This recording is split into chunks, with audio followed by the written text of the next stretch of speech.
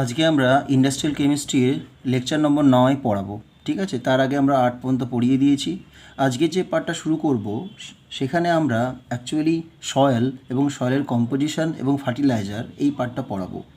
মানে মাটির গঠন, সংযুক্তি এবং কী কী সার প্রয়োগ করলে মাটিটাকে আরও বেশি উর্বর বা গাছের পক্ষে ভালো করা যায়। আচ্ছা, যদি আমরা বলি সয়েল টেক্সচার বা সয়েল, অ্যাকচুয়ালি আমরা জানি যে পৃথিবীর যে পৃষ্ঠ আছে সেই পৃষ্ঠের উপরই অংশে যে পদার্থগুলো থাকে, যে কণা থাকে, তাকে আমরা মাটি বা সয়েল হিসাবে বলি।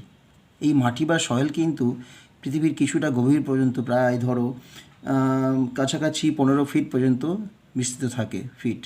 ওকে, এই এই যে সয়েল বা মাটির এই যে লেয়ারগুলোকে বিভিন্ন সাব লেয়ারে ভাগ করা যায়, তার মধ্যে ভাগ আছে যেমন ও স্তর, এ স্তর, বি স্তর। মানে কি যেমন ধরো কিছু ওপরের অংশতে কি থাকে, ধুলোকণা বা খুব গুঁড়ো গুঁড়ো যে ধরো কণাগুলো, যে পাথরের কণা বা সিলিকা, অ্যালুমিনিয়াম, ম্যাগনেসিয়ামের যে সল্ট, এগুলো সব মিলিয়ে যেগুলো থাকে সেটা হচ্ছে উপরিভাগ, উপরিপৃষ্ঠ, যেখানে আমাদের গাছপালা বা এগুলো লাগানো হয়। এবার তার যত ভেতরের দিকে যাব আস্তে আস্তে কী হবে, আস্তে আস্তে সেই মাটির কণাগুলো সাইজটা বড় হতে থাকে। সেটা যেমন পাথরের মাটিতে পরিণত হয়, আস্তে আস্তে বাড়ে, বা যত নিচের দিকে যাবো তত কী হয়, আমাদের খনিজ পদার্থ বা সেগুলো পাওয়া যায়। এগুলো হচ্ছে মাটির লেয়ার। ভেতরের দিকে আমাদের যেমন খনিজ মিনারেলস এগুলো পাই, যেই মিনারেলসগুলো আসলে আমরা কখনো দেখতে পারি, ওদেরকে বলতে পারি আমরা প্রাইমারি বা মুখ্য বা গৌণ, এই ধরনের ভাগে ভাগ করা হয়। ঠিক আছে, প্রাইমারি কাকে বলবো, যে সমস্ত মিনারেলগুলো ওই অগ্নুৎপাতের ফলে দেখবে আমাদের কিছু যেন ভলকানিক ইরাপশন হয় সেখান থেকে পাওয়া যায়। ঠিক আছে, তাদেরকেও আমরা বলবো প্রাইমারি মিনারেল।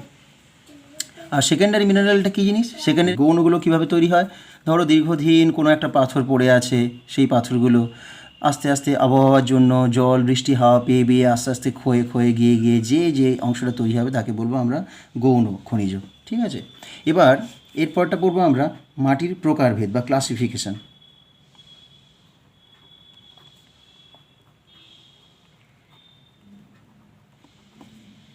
ওকে, অ্যাকচুয়ালি মাটির যে উৎস বা সোর্স বা তার যে নেচার, কম্পোজিশনের উপরে ডিপেন্ড করে মাটি অনেকগুলো ভাগে ভাগ করা যায়। ঠিক আছে, যেমন ধরো আমাদের হতে পারে বেলে মাটি, হতে পারে ধরো পলি মাটি, হতে পারে ধরো কাদা মাটি, হতে পারে দোআঁশ মাটি, তারপরে নোনা যে অংশগুলো তার যে মাটি, বিভিন্ন রকম মাটির ভাগ আমাদের আছে, তার তার কম্পোজিশন আলাদা হয়।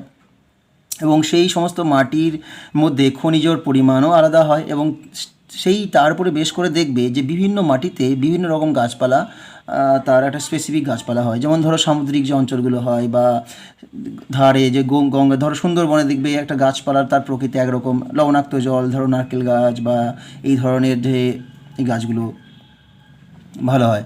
ঠিক আছে, সুন্দরবনে ম্যানগ্রোভ জাতীয় এইগুলো। প্লাস পাহাড়ি অঞ্চলে দেখবে একটা অন্য ধরনের গাছ আছে। এই মোটামুটি মাটিতে কী নেচার বা মাটির কী পরিমাণ মিনারেল আছে বা খনিজর কী কন্টেন্ট আছে তার নেচারের উপরে ডিপেন্ড করে মাটিতে গাছপালা বা তার যে জীবজগৎটা নির্ভর করে। ঠিক আছে, এরপরে আমরা পড়ি মোটামুটি, আমি অল্প অল্প করে বলে যাচ্ছি এবং তোমাদের আমি নোট দিয়ে দেবো। আচ্ছা, সয়েল ক্লাসিফিকেশান হলো, এবার হচ্ছে নিউট্রিয়েন্টস।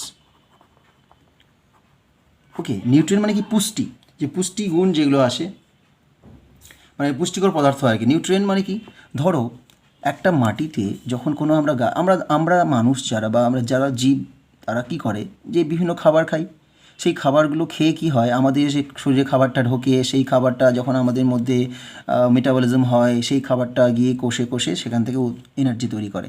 এবং আমাদের যে গ্রোথ হয় তার জন্য ওই খাবারে নির্দিষ্ট কিছু অ্যামাইনো অ্যাসিড দরকার, কিছু ফ্যাট দরকার, প্রোটিন দরকার। ঠিক আছে, তাহলে এই জিনিসগুলো হচ্ছে আমাদেরকে নিউট্রিয়েন্ট।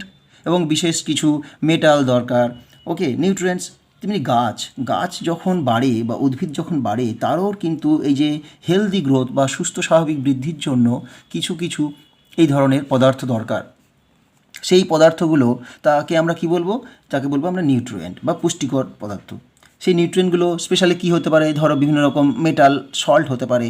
ঠিক আছে, যেমন নাইট্রোজেন ঘটিত নাইট্রোজেন, ফসফরাস, পটাশিয়াম, বিভিন্ন রকম মেটাল বা তার মেটাল সল্ট তারা কিন্তু মাটি থেকে নেয়। ওকে, এই যেমন যে সমস্ত মেটাল সল্টগুলো বেশি পরিমাণে লাগে বা যে সমস্ত মেটালগুলো ওদের বেশি পরিমাণে ইউজ করে গাছপালা বা প্রাণী, তাদেরকে কী বলবো, ম্যাক্রো নিউট্রিয়েন্টস বলবো। ওকে, আর যেগুলো কম ইউজ হয় তাকে বলবো মাইক্রোনিউট্রিয়েন্টস। ঠিক আছে, এই হচ্ছে আমাদের মোটামুটি একটা পুষ্টিকর পদার্থের আবার ভাগ আছে। আচ্ছা, এরপরে জানি, আচ্ছা এই পুষ্টিকর পদার্থগুলো সাধারণত কী হয়, মাটিতে থাকে। ওকে, এই পুষ্টিকর পদার্থগুলো মাটিতে অবস্থিত হয়। এবার ধরো কোনো একটা জমিতে দীর্ঘদিন ধরে আমাদের চাষবাস হচ্ছে, যেহেতু আমাদের ভারতবর্ষ কৃষিপ্রধান দেশ, সেখানে চাষ করা দরকার। তাহলে একটা জমিতে যখন বারবার চাষ করা হয় তখন কি হয়, ওই যে গাছগুলো ওই যে পুষ্টি বা পুষ্টিকর পদার্থগুলো তো নিশ্চয়ই অ্যাবজর্ব করে নিচ্ছে, শোষণ করে নিচ্ছে। তাহলে যত আমরা চাষ করতে থাকবো একটা জমিতে, তত কি হবে, ওই মাটির যে পুষ্টিগুণটা, তার যে উর্বরতা আস্তে আস্তে কমতে থাকবে। তাহলে কি করতে হবে, তাহলে আমাকে যদি ওই অনুর্বর মাটিতে আমি আবার চাষ করি তাহলে আমার ফলন ভালো হবে না। তো সেই কারণে আমাদের কি করতে হয়, আমাদের এক্সট্রা কিছু এমন কিছু পদার্থ মেশাতে হয় জমির সাথে, যাতে জমির উর্বরতা বাড়ে, গাছের পুষ্টিকর পদার্থগুলো আমরা অ্যাড করতে পারি। সেটাকে আমরা সাধারণত কী বলি, সার বলি বা ফার্টিলাইজার বলি। ঠিক আছে, এই সারগুলোর কিছু কিছু, যেমন ধরো এই মানে সারগুলোর মধ্যে কি কি আছে বা কি কম্পাউন্ড আছে তার উপরে বিশেষ করে একে আমরা বলবো ফার্টিলাইজার।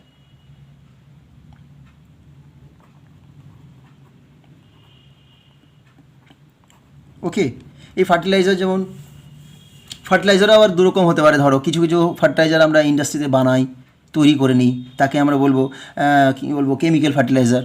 আবার কিছু কিছু ফার্টিলাইজার আমরা ধরো কিছু মানে হয়তো নেচারি থেকে কিছু পাই, ধরো কোনো প্রাণী বা উদ্ভিদ তাকে ডিকম্পোজ করে পাই। ওকে, সেগুলোকে আমরা জৈব সার বা জৈব বলতে পারি। ঠিক আছে, ফার্টিলাইজার বলতে পারি, অর্গানিক ফার্টিলাইজার বলতে পারি। ঠিক আছে, তাহলে এই ফার্টিলাইজারের যেটা তার কী কী মেনলি কী কী ভাগ করা যায় ফার্টিলাইজারকে, এক নম্বর আমরা বলতে পারি নাইট্রোজেন বেসড, নাইট্রোজেন বেসড যেটা মানে নাইট্রোজেন ঘটিত সার। দু নম্বরে বলতে পারি ফসফরাস, পি শর্টে দিয়েছি, ফসফরাস বেসড, মানে যার মধ্যে ফসফরাস আছে। কারণ দেখো নাইট্রোজেন, ফসফরাস, পটাশিয়াম এগুলো কিন্তু গাছের বৃদ্ধির জন্য খুবই দরকারি। ওকে, তিন নম্বর দিতে পারি পটাশিয়াম বেসড। ওকে, আচ্ছা আর কি হতে পারে, ধরো আরও যেমন আছে, ধরো হচ্ছে একসাথে ফসফরাস নাইট্রোজেন আছে এমন এন অ্যান্ড পি বেসড।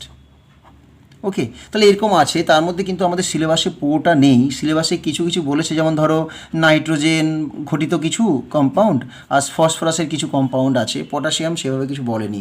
মোটামুটি এইগুলো আমরা যেগুলো সিলেবাসে মোটামুটি মেনশন করে দিয়েছে সেইগুলোই আমি আলোচনা করব। ওকে, এর মধ্যে ফার্স্টে শুরু করি নাইট্রোজেনাস বা নাইট্রোজেন বেস সার।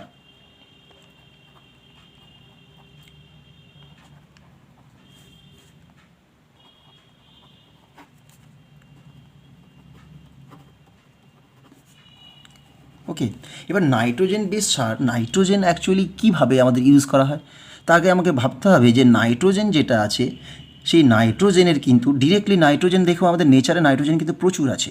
কী ফর্মে আছে, নর্মাল ধরো মলিকুলার নাইট্রোজেন N2 ফর্মে নাইট্রোজেন আছে নেচারের মধ্যে, প্রচুর পরিমাণে আছে বাতাসে, প্রায় 77% আছে বাতাসের মধ্যে। কিন্তু গাছে, উদ্ভিদ বা প্রাণী আমাদের যে নাইট্রোজেনটা লাগে, মানে নাইট্রোজেন কেন লাগছে, কারণ আমাদের শরীরের মধ্যে যে কোষগুলো আছে বা সমস্ত যে অর্গ্যানগুলো আছে সেখানে যে প্রোটিন, তাতে কিন্তু অ্যামাইনো অ্যাসিড আছে। অ্যামাইনো অ্যাসিড মানে কি, অ্যামাইনো অ্যাসিডের মধ্যে যার মধ্যে একটা অ্যাসিড গ্রুপ থাকবে আর অ্যামিন গ্রুপ থাকবে। তাহলে অ্যামিন মানে নাইট্রোজেন।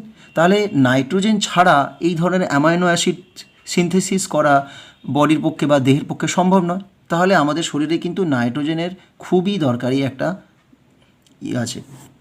ওকে, তাহলে নাইট্রোজেন খুবই দরকার।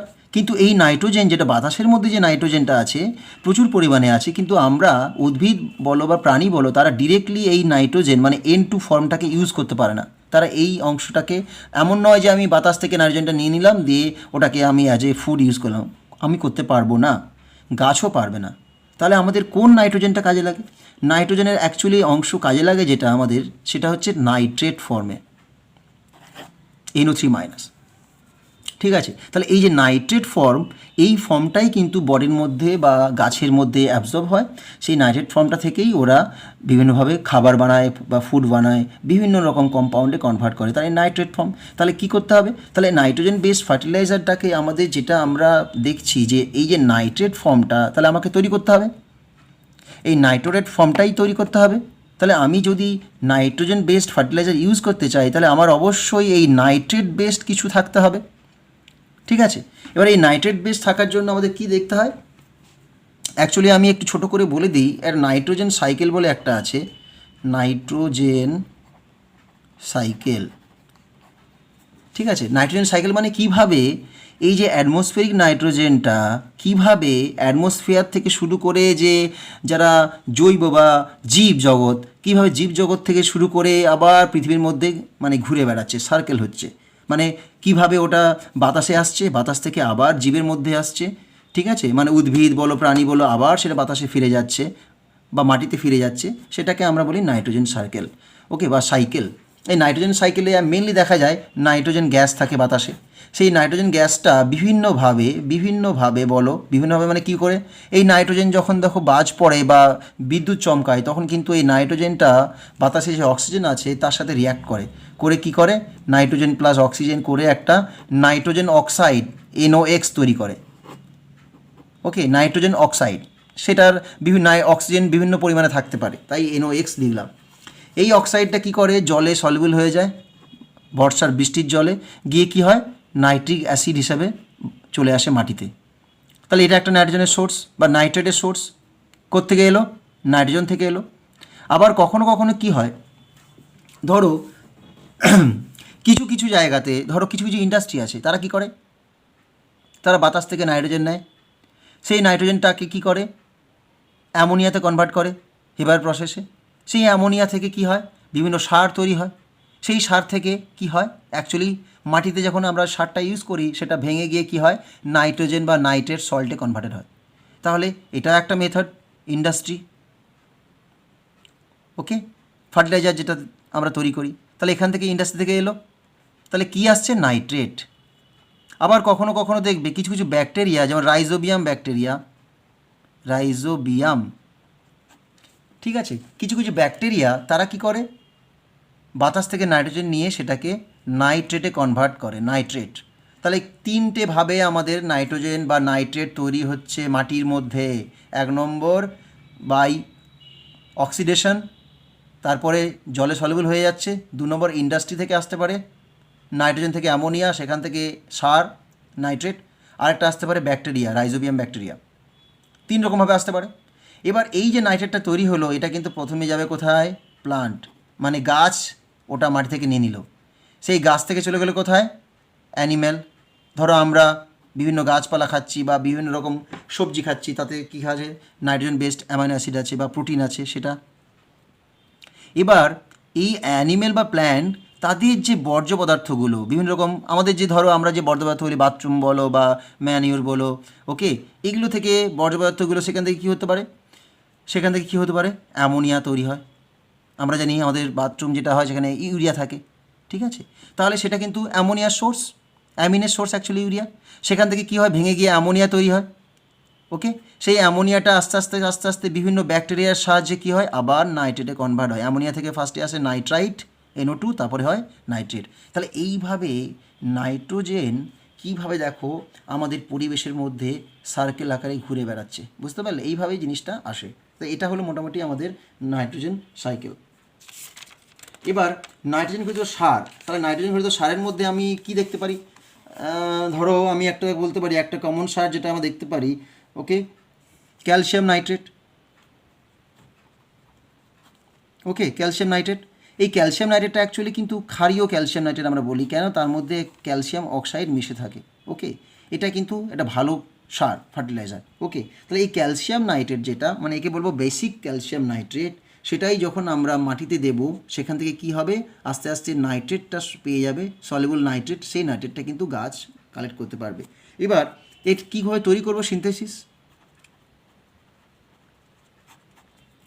ওকে, অ্যাকচুয়ালি কী করা হয়, সাধারণত অ্যামোনিয়ার সাথে যখন আমরা নাইট্রিক অ্যাসিডের বিক্রিয়া করাই তখন কি হচ্ছে, অ্যামোনিয়াম নাইট্রেট, ওকে। এবার যদি ধরো আমার কাছে কিছুটা হয়তো নাইট্রিক অ্যাসিড আছে, সেই নাইট্রিক অ্যাসিডটার সাথে আমি কিছুটা অ্যামোনিয়াম নাইট্রেট অ্যাড করে দিলাম, ওকে, দিয়ে তার সাথে কি করলাম, ওকে, এতে ক্যালসিয়াম কার্বনেট অ্যাড করলাম, তাহলে কি হবে, এই নাইট্রিক অ্যাসিড আর ক্যালসিয়াম কার্বনেটটা ফার্স্টে কী হবে, ক্যালসিয়াম নাইট্রেট, ক্যালসিয়াম নাইট্রেট, ওকে, প্লাস জল হবে, প্লাস CO2 হবে, তখনও কিন্তু অ্যামোনিয়াম নাইট্রেট সলিউশনের মধ্যে পড়ে আছে। তাহলে যখনই ক্যালসিয়াম নাইট্রেট তৈরি হয়ে গেল, ক্যালসিয়াম নাইট্রেট তৈরি হয়ে গেল, সেটা কিন্তু এরপরে তাকে যখনই আমি আস্তে আস্তে জলটাকে রিমুভ করব, তাহলে এই ক্যালসিয়াম নাইট্রেট আর অ্যামোনিয়াম নাইট্রেট, ওকে, তারা মিশে গিয়ে কী হতে পারে, ওকে, তারা হতে পারে ক্যালসিয়াম নাইট্রেট, অ্যামোনিয়াম নাইট্রেট, ওকে। তাহলে এটা একটা সার, ওকে, এটাকে কী বলবো, CAN, can, calcium ammonium nitrate. তাহলে এটা যেটা বললাম, তাহলে এখানে কি আছে, ক্যালসিয়াম নাইট্রেট, তার সাথে অ্যালকালি দেওয়া আছে। তাহলে এটা এই যে পার্টটা, তাহলে দেখতে পাচ্ছি আমরা কি, যে বিভিন্ন মেথডে, তার মানে যখন আমি এখানে অ্যামোনিয়াম নাইট্রেট দেবো না, যখন আমি এখানে ক্যালসিয়াম সল্ট বা ক্যালসিয়াম অ্যামোনিয়াম নাইট্রেট যখন এখানে অফ করে দেবো, তখনই কী হবে, তখনই আমার এর মধ্যে চলে আসবে কি, ক্যালসিয়াম অক্সাইড, ওকে। যখনই আমি নাইট্রোজেনটা অফ করে দেবো, যখন এটা অফ থাকছে, তখনই এটা চলে আসছে কি, ক্যালসিয়াম অক্সাইড। মানে কি, ধরো আমি ক্যালসিয়াম নাইট্রেট নিলাম, তাতে ক্যালসিয়াম কার্বনেটটাকে হিট করলাম, ওকে, তাহলে একে আগে হিট করে তারপরে যখন এটাকে মিক্স করে দেবো, তখন কী হবে, ক্যালসিয়াম নাইট্রেট, এটা হচ্ছে ক্ষারীয়। তাহলে এর পরপর দুটো আসছে, একটা হচ্ছে ক্যান বলে, ক্যানটা কিন্তু খুবই ইম্পর্টেন্ট, দেখো, ওকে, এই নামটা মনে রাখবে, ক্যান, ক্যালসিয়াম অ্যামোনিয়াম নাইট্রেট, ওকে। আর এটা হচ্ছে কি, অ্যালকালাইন ক্যালসিয়াম নাইট্রেট, ওকে। আচ্ছা, নেক্সট আমরা আসছি অ্যামোনিয়া অ্যান্ড অ্যামোনিয়াম সল্ট, সিলেবাসে আছে এটা, ওকে। তাহলে ফার্স্টে আমাকে বুঝতে হবে যে অ্যামোনিয়া বা অ্যামোনিয়াম সল্টগুলো কিন্তু ভালো ফার্টিলাইজার। তাহলে ফার্স্টে আমাকে অ্যামোনিয়া কীভাবে তৈরি করতে হবে, আমরা জানি আমাদের যে খুব well known method, Haber method যেটা আছে, সেখানে কি করতে হবে, নাইট্রোজেন প্লাস হাইড্রোজেন একসাথে মিশিয়ে খুব হাই টেম্পারেচারে, প্রায় ধরো 550 ডিগ্রি সেন্টিগ্রেড টেম্পারেচারে, এবং প্রেশারটাও দিতে হবে হাই, দিয়ে তাতে আয়রন যে মেটাল দিতে হবে, দিয়ে কী হয়, সেখানে অ্যামোনিয়া তৈরি হয়ে যাচ্ছে, ওকে, হেবার মেথডে। এইভাবে আমাদের মোটামুটি এখানে দেখা যায় এটা 1:3 রেশিওতে রাখা হয়, ওকে। এটা একটা মোটামুটি অ্যামোনিয়া তৈরির রাস্তা, এটা হেবার মেথড।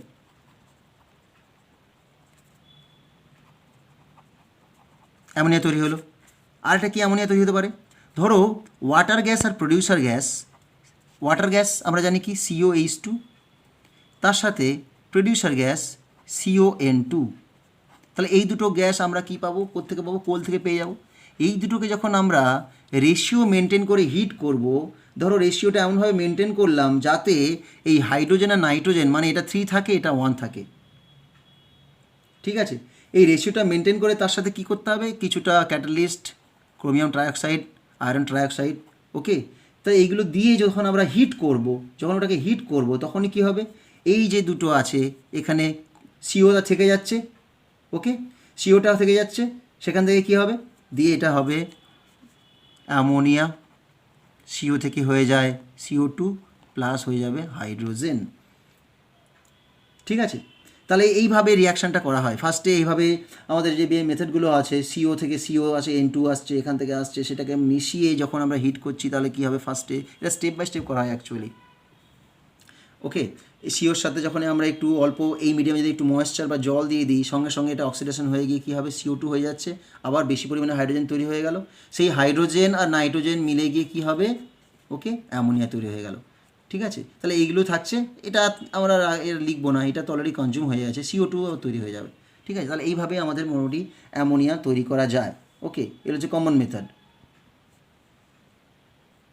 আচ্ছা, এবার আমরা পড়ব অ্যামোনিয়াম সালফেট, অ্যামোনিয়াম সল্ট। তাহলে অ্যামোনিয়া তৈরি করে ফেললাম আমরা দুটো মেথডে মোটামুটি, একটা হচ্ছে হেবার মেথডে করলাম, আর একটা কী করলাম আমরা, এখানে হচ্ছে তো ওয়াটার গ্যাস আর প্রডিউসার গ্যাস মিশিয়ে ক্যাটালিস্ট দিয়ে করলাম, ওকে। তাহলে এবার হচ্ছে নেক্সট পড়বো আমরা অ্যামোনিয়া সল্ট, সেটা হচ্ছে অ্যামোনিয়াম সালফেট,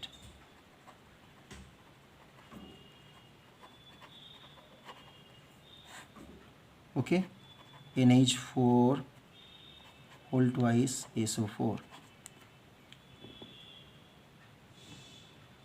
এই অ্যামোনিয়াম সালফেট যেটা, যেখান থেকে আমাদের অ্যামিন নাইট্রোজেন পাচ্ছে, এটা কিন্তু খুবই ইউজফুল একটা ফার্টিলাইজার। কেন বলছি, কারণ এই সল্টটা খুবই স্টেবল, সহজে ময়েশ্চার টানে না এবং ওটা দীর্ঘদিন ধরে এটা থেকে যায়। ওকে, তাই এই কারণেই এই অ্যামোনিয়াম সালফেট যেটা আছে, এই অ্যামোনিয়াম সালফেটটা কিন্তু খুবই একটা স্টেবল। ওকে, এবং সহজে এটাকে আমাদের মানে তৈরি করা যায়, ও তৈরি করে ফ্যাক্টরিতে, এটা মনে হচ্ছে ওই বিহারের ওই একটা কোম্পানি আছে যেখান থেকে জিপসাম থেকে তৈরি করা হয়, সিন্দ্রি কারখানা। ওকে, তাই এটাকে তৈরি করব কী করে আমি? আচ্ছা, তাহলে এখানে অ্যামোনিয়া, জিপসাম আমাদের কি? জিপসাম হচ্ছে ক্যালসিয়াম সালফেট টু ওয়াটার। ওকে, তাহলে আমরা কি করব? এই যখন এই ক্যালসিয়াম সালফেট টু ওয়াটারের মধ্যে দিয়ে যখন আমরা অ্যামোনিয়াম কার্বনেট পাঠাবো, ওকে, অ্যামোনিয়াম কার্বনেট পাঠাবো, তখনই কি হবে? এখানে একটা এক্সচেঞ্জ রিয়াকশান হবে, দিয়ে এটা কি হবে? Calcium carbonate plus ammonium sulphate, এটা নিচে লিখি, প্লাস অ্যামোনিয়াম সালফেট। ঠিক আছে, এবার দেখো ক্যালসিয়াম কার্বনেটটা কিন্তু সলিড, সঙ্গে সঙ্গে ওটা কী হবে? প্রেসিপিটেট হয়ে বা আস্তে আস্তে নিচে পড়ে যাবে। বাকি যে সলিউশনটাকে নিয়ে কালেক্ট করে তাকে যদি আস্তে আস্তে আমরা ধরো ইভাপোরেশন করি, জলটাকে কমিয়ে দিই বা কনসেন্ট্রেশন করি, সঙ্গে সঙ্গে কিন্তু এই অ্যামোনিয়াম সালফেটের যে কেলাসটা বা ক্রিস্টালটা আস্তে আস্তে আস্তে করে সেপারেট হতে থাকবে।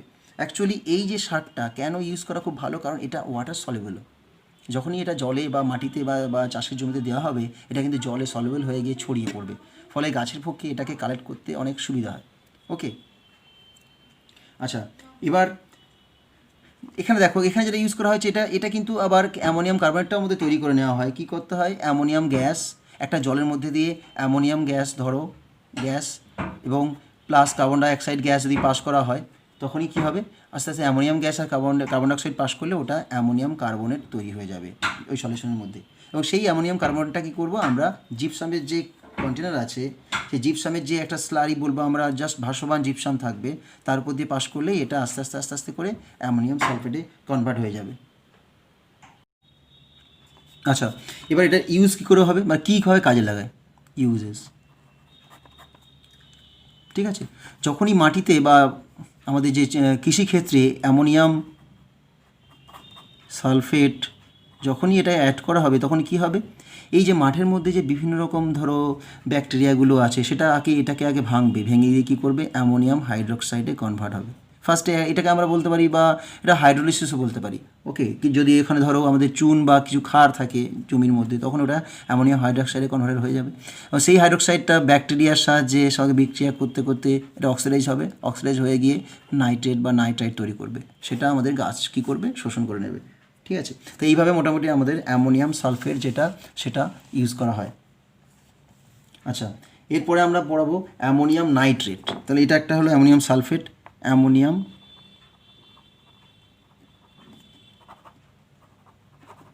Nitrate, NH4NO3। আচ্ছা, অ্যামোনিয়াম নাইট্রেটটা কি? এটাও একটা তাহলে ভালো সার। এটা দেখো, এটা কিন্তু সলিবল সার, অ্যামোনিয়ামও আছে, এখানে নাইট্রেটও আছে, দুটো একসাথে আছে। তাহলে আমি কীভাবে সিনথেসিস করতে পারবো? খুব সিম্পল ওয়েতে আমি সিনথেসিস করতে পারবো এটাকে। যেমন ধরো, যদি আমি অ্যামোনিয়াম সালফেট নিই, অ্যামোনিয়াম ধরো সালফেট নিয়েছি, তাতে যদি আমি সোডিয়াম নাইট্রেট দিয়ে দিই, সোডিয়াম নাইট্রেট, তাহলে আমরা কি জানি? একটা সাবস্টিটিউশন রিয়াকশান হবে, জাস্ট এক্সচেঞ্জ হয়ে যাবে। তাহলে ওখানে হয়ে যাবে সোডিয়াম সালফেট, ওকে, প্লাস কী হবে? Ammonium nitrate. তাহলে এখান থেকে আমি অ্যামোনিয়াম নাইট্রেট পেলাম। এবার দেখো, যদিও সোডিয়াম সালফেটের সলিবিলিটি মোটামুটি অ্যামোনিয়াম থেকে কম, তাহলে কী হবে? আগে যখন আমরা ওটাকে গাঢ় করব বা কনসেন্ট্রেট করব, সঙ্গে সঙ্গে এটা কী করবে? সলিড হয়ে ক্রিস্টাল হয়ে বাইরে বেরিয়ে আসবে। ওকে, তাহলে সলিউশনে কী ভরে থাকলো? Ammonium nitrate. সেই অ্যামোনিয়াম নাইট্রেটটাকে আবার যখন আমরা কনসেন্ট্রেট করব, সঙ্গে সঙ্গে ওখান থেকে অ্যামোনিয়াম নাইট্রেটের যে সলিড বা ক্রিস্টাল হয়ে বেরিয়ে চলে আসবে। তাহলে এখান থেকে আমরা আইসোলেট করতে পারলাম। তাহলে এটা হচ্ছে 1 নম্বর সিনথেসিস। 2 নম্বরে কী করতে পারি আমরা? ধরো অনেক সময় কি হয়, যদি আমরা নাইট্রিক অ্যাসিডের মধ্যে দিয়ে, ধরো ডাইলিউট বা একটু অ্যাকুয়াস নাইট্রিক অ্যাসিড আছে, তার মধ্যে দিয়ে যদি আমরা অ্যামোনিয়া গ্যাস আস্তে আস্তে পাঠাতে থাকি, স্লোলি পাঠাতে থাকি, তাহলে কী হবে? আমাদের অ্যামোনিয়াম নাইট্রেট তৈরি হয়ে যাবে। ওকে, তাহলে এই দুটোভাবে মোটামুটি দেখা গেছে।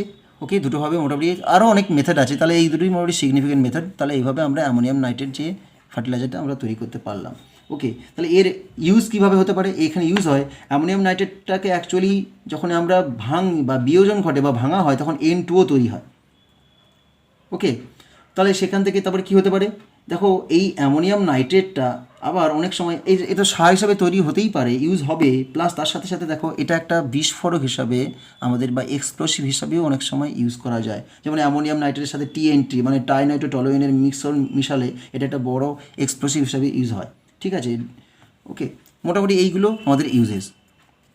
সারের সাথে সাথে অন্যান্য ইউজগুলো করা যায়। আচ্ছা, এরপরে আমরা দেখছি অ্যামোনিয়াম ফসফেট।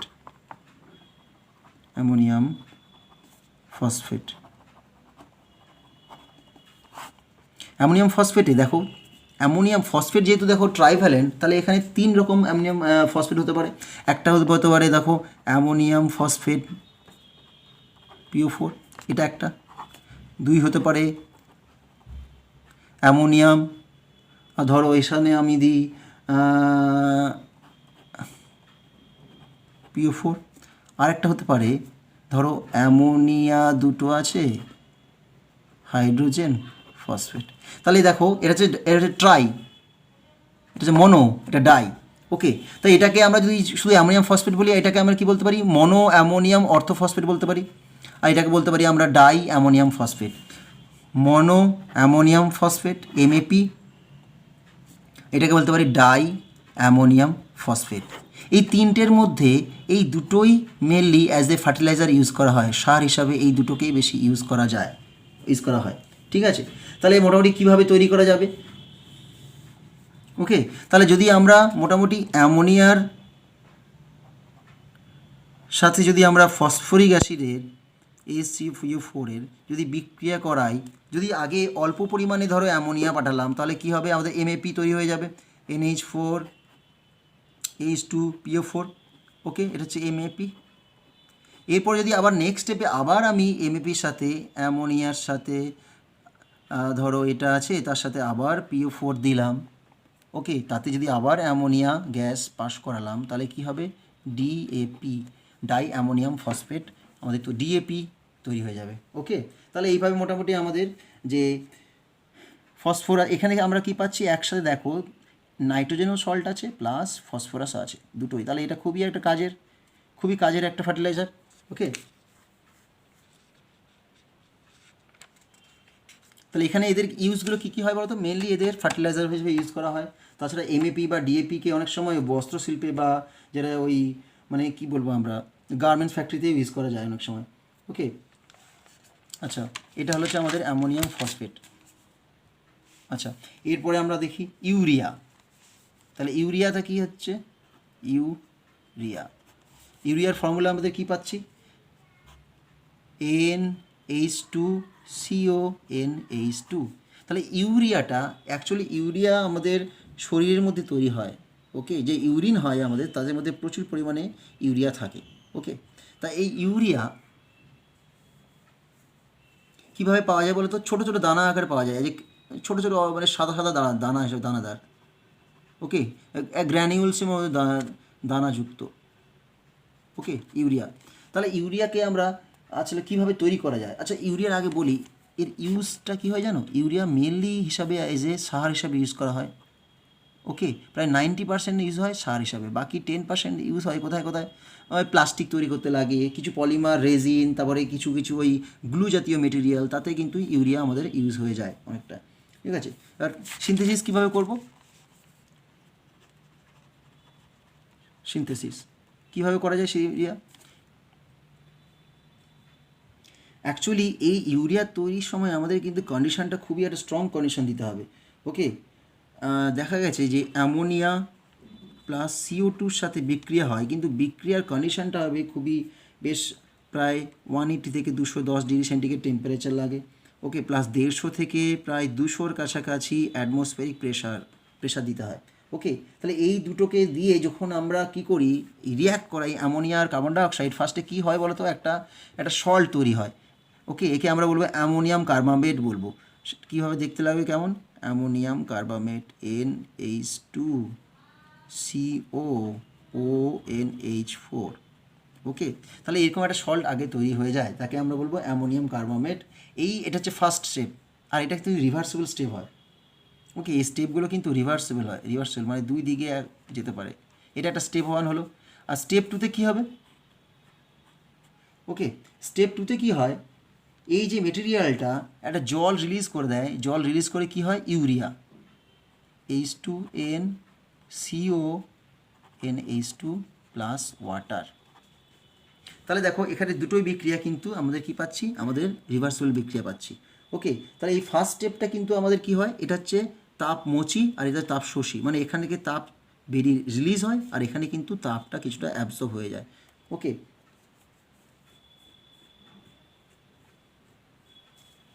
দেখো যেহেতু এখানে জেনারেলি আমাদের কি করা হয় বলো তো, জেনারেলি 1:2, ধরো এখানে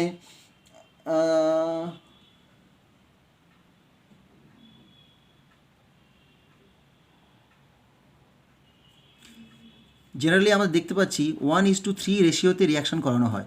ওকে, এবং সেক্ষেত্রে আমাদের কীরকম পাচ্ছি, মোটামুটি 50% ইল্ড পাচ্ছি। যদি আমরা অ্যামোনিয়ার পরিমাণটা, মানে অ্যামোনিয়াটাকে যখন আর একটু বাড়িয়ে দেবো, মানে 1:5 করে দেবো, সেক্ষেত্রে কিন্তু ইল্ড বেড়ে যাচ্ছে। ইল্ড বেড়ে গিয়ে কত হয়, প্রায় 70%-এর কাছাকাছি আমাদের ইল্ডটা পেয়ে যায়। ওকে, তাহলে এটা মোটামুটি, তাহলে এই হচ্ছে আমাদের ইউরিয়া তৈরি ব্যাপার। আচ্ছা, এর বিভিন্ন রকম আমরা একটা পিডিএফ দিয়ে দেবো, তখন দেখতে পাবে কিছু কিছু রিয়াকশানের একটা ডায়াগ্রাম স্কিম দেওয়া আছে, সেই স্কিমের মাধ্যমে হয়, মানে কীভাবে কোথায় অ্যামোনিয়া কার্বন ডাইঅক্সাইড রিয়াক্ট করছে, তারপরে কোন স্টেপে যাচ্ছে, কোন স্টেপে যাচ্ছে, লাস্টে হয়েছে কী, আস্তে আস্তে কীভাবে ইউরিয়াটাকে পিউরিফাই করা হয়, সেই পিউরিফাই ইউরিয়াটাকে আস্তে আস্তে কী করা হয়, দানাতে কনভার্ট করা হয়। ঠিক আছে, যেটা আমাদের কমার্শিয়ালি অ্যাভেলেবেল হয় মার্কেটে। ওকে, আচ্ছা, এবার আমরা পড়বো কি, এবার আমরা দেখব আর ব্যবহার, তো ইউজ তো আমরা অলরেডি বলে দিয়েছি, ইউজটা যেখানে আমি বললাম না, ওকে, যে সার হিসেবে মেনলি ইউজ করা হয়, তারপরে প্লাস্টিক তৈরি করা হয়, তারপরে বিভিন্ন রকম আঠা বা জাতীয় বস্তু তৈরি করা হয়, রেজিন তৈরি করা হয়,